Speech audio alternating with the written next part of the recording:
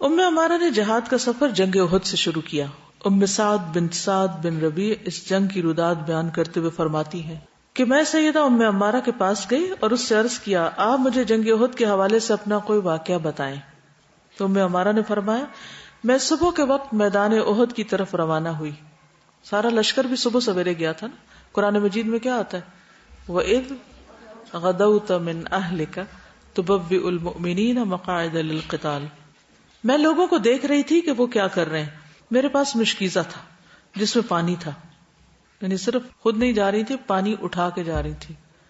کبھی آپ کوئی ایک بالٹی کوئی چیز اٹھا کے چلی کیسے لگتا ہے؟ چل پائیں گی؟ مشکیزہ بھی دیکھا ہے کبھی؟ اس میں کتنا پانی ہوتا ہے؟